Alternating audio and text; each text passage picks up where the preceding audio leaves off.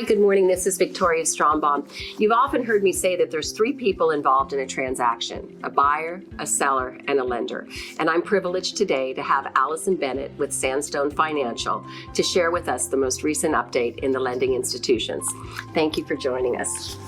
My pleasure, thank you. Allycyn has not only 30 years of experience in the lending institution, but she has over 50 lenders she can access and a 99.3% closing rate on her loans, which is just remarkable. I've seen her in action, and I'm proud to have her today to share her most recent insights. Thank you.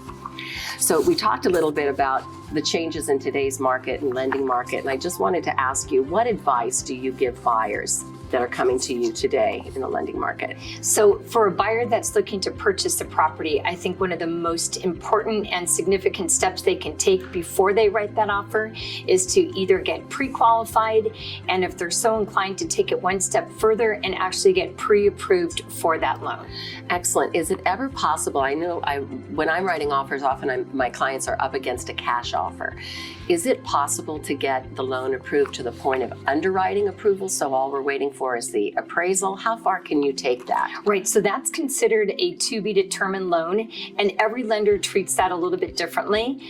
When volume is very high and lenders don't have the support staff to actually issue a formal approval on a to be determined property, they may postpone that. But in a normal market where turn times are not being compromised on those actual transactions, they will offer a formal pre-approval on a TBD property. Okay, so if I'm looking, I'm always hindsight being 20/20. If I'm saying, okay, I'm looking for a house to buy, we know that that is a process in itself. If I started this process with you, how quickly could I expect, not in a rush, but realistically, to have a pre-approval or actually even an underwriting approval subject to an appraisal?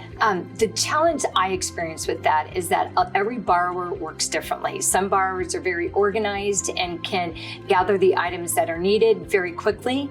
Others have work schedules that are difficult, have children at home in the evening, and so those borrowers can take a lot longer to actually gather the items.